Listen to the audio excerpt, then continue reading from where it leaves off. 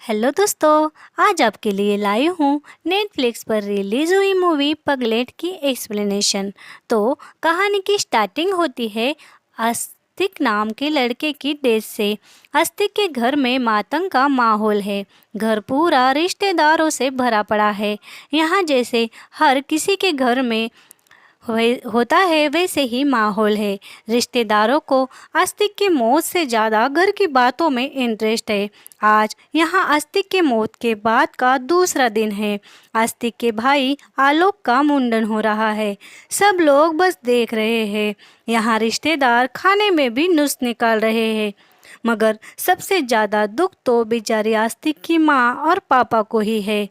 इस मूवी में हम नास्तिक की एक झलक भी नहीं देखते, बस उसके बारे में सुनते रहते हैं। ये मूवी काफ़ी ज़्यादा इंटरेस्टिंग है।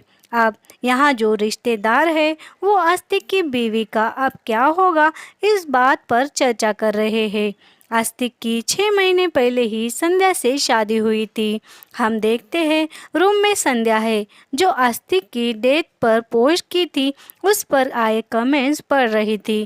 तभी उसके माँ पापा उससे मिलने आते हैं। उसकी माँ उसको गले लगाकर रोने लगती है। संध्या के पापा भी काफ़ी ज़्यादा नर्वस थे।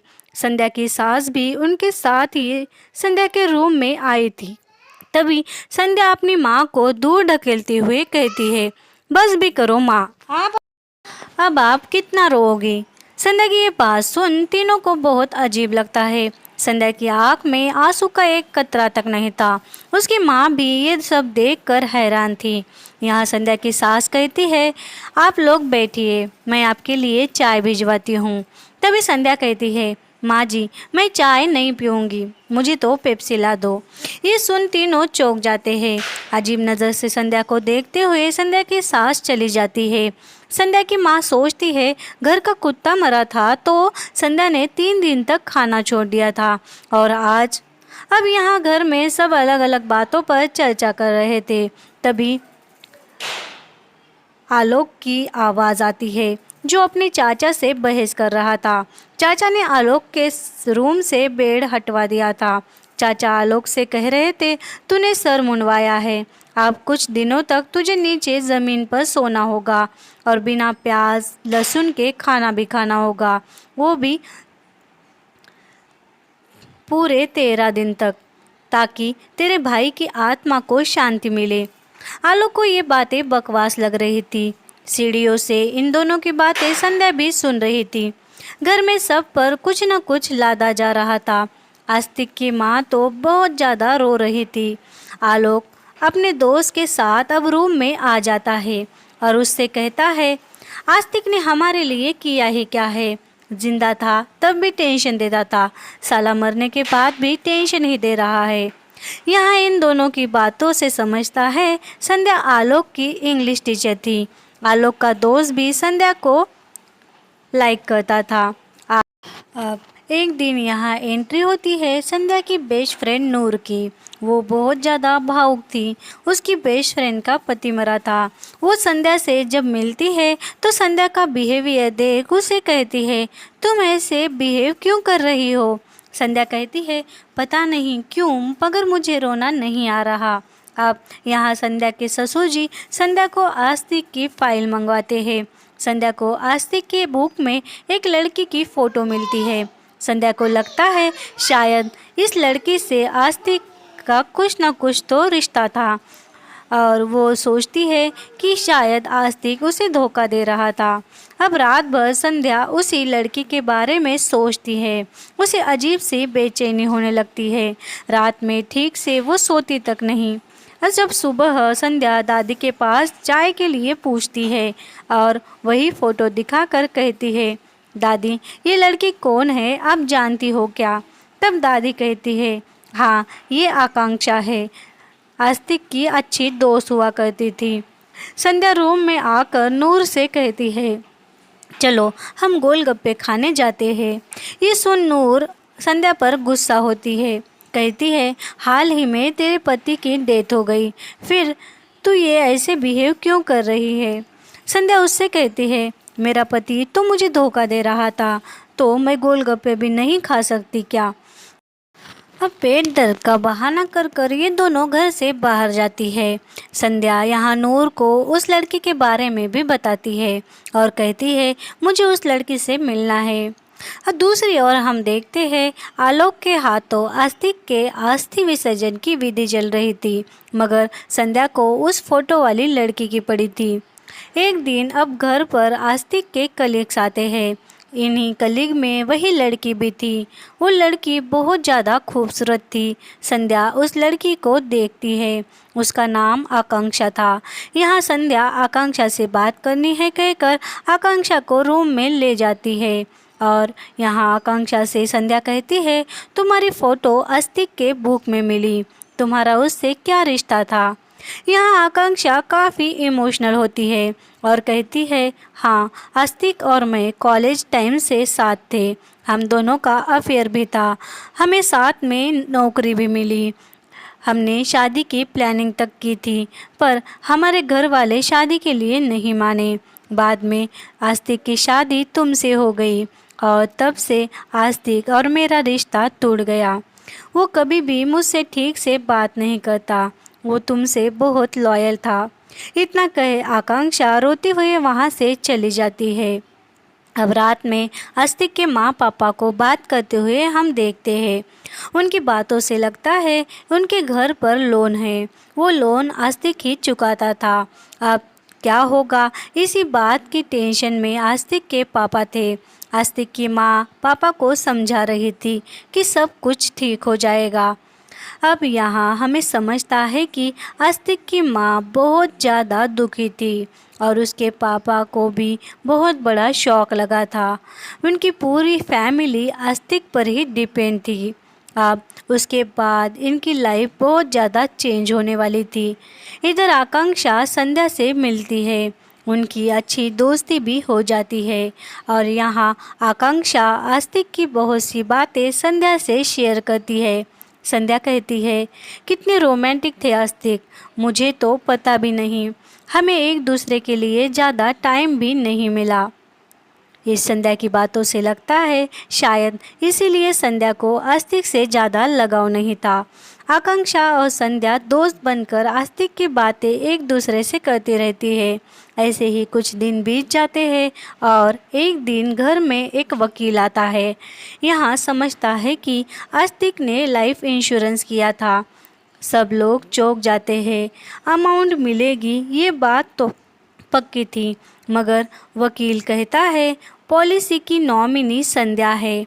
संध्या नॉमिनी है ये सुन घर वाले और रिश्तेदार हैरान हो जाते हैं। यहाँ संध्या के माँ बाप खुश होते हैं। रिश्तेदार आस्तिक के माँ पापा को ताने दे रहे थे कि आस्तिक ने अपने माँ पापा की ना सोचकर उस कल की आई लड़की के बारे में सोचा था। रिश्तेदार की बातें सुन आस्तिक की माँ को बहुत बुरा लगता है। आस्तिक के पिता को चाचा कहते हैं कि क्राइम स्टोरी जैसी बात हो गई। तभी आस्तिक के पिता कहते हैं क्या हुआ है क्राइम, मेरे बेटे ने उसके बीवी के बारे में सोचा तो बुरा क्या है, वैसे भी वो तो हमारे लिए था ही। इस बात से अब घर में हलचल मच जाती है। हर कोई अलग अलग बातें बना रहा था। रात में यहाँ अब औरतें मिलकर संध्या के सास के कान भरती है। घर में जो लोग संध्या को बाहर निकालने का सोच रहे थे वो संध्या को घर में कैसे रखा जाए इस पर चर्चा करते हैं।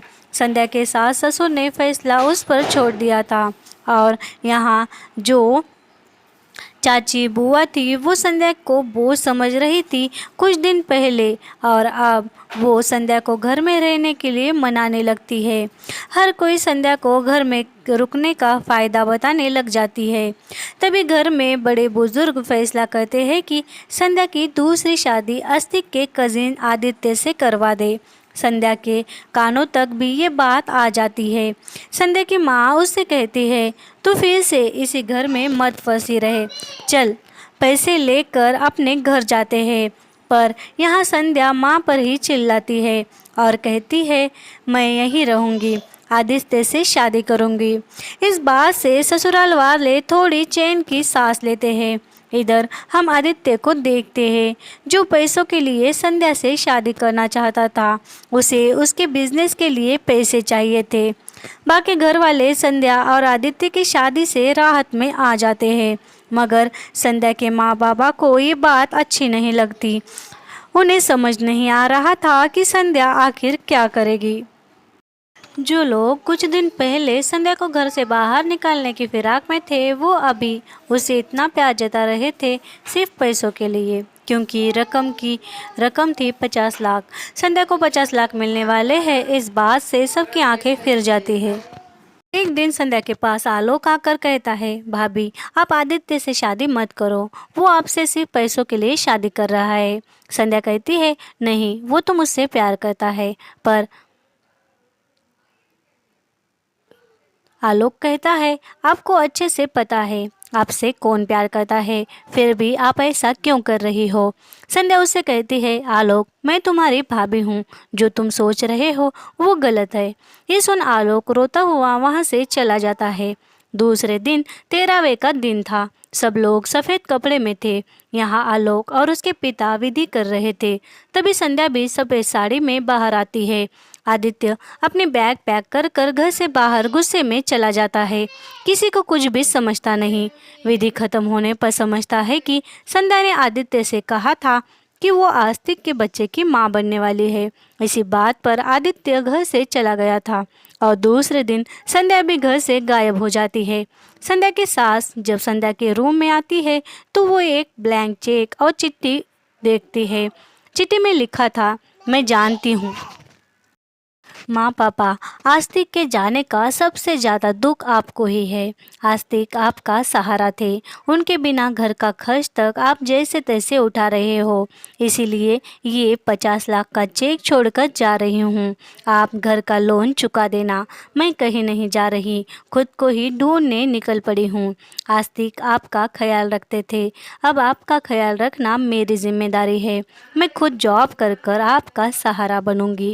ये पढ़कर संध्या के सास ससुर रोने लगते हैं, क्योंकि उन्हें तो कभी उसे समझा ही नहीं था। उनके बेटे के मौत पर संध्या रोई तक नहीं थी।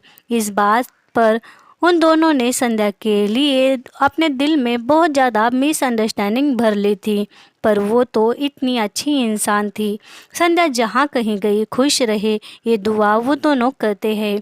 और आलोक को भी संध्या का एक मैसेज आता है जिसमें लिखा था, शर्मा जी की बेटी आपसे प्यार करती है। फेसबुक पर फ्रेंड रिक्वेस्ट भेजी है उसने, आप एक्सेप्ट कर लेना और अपनी ज़िंदगी की शुरुआत करना। मैं अब मेरी ही खोज में निकली हूँ, पता नहीं मैं मुझको कब मिलूँगी। आलोक मैसेज पढ़कर हंसता है। संध्या को हम देखते हैं नूर को अलविदा कहे वो कहीं जा रही थी। उसके चेहरे पर एक सुकून था, वो एक कॉन्फिडेंस लेकर बाहर निकली थी। संजय के चेहरे पर साफ साफ दिख रहा था कि वो कुछ कर दिखाने के लिए बाहर निकली है और ये कहानी यही खत्म हो जाती है।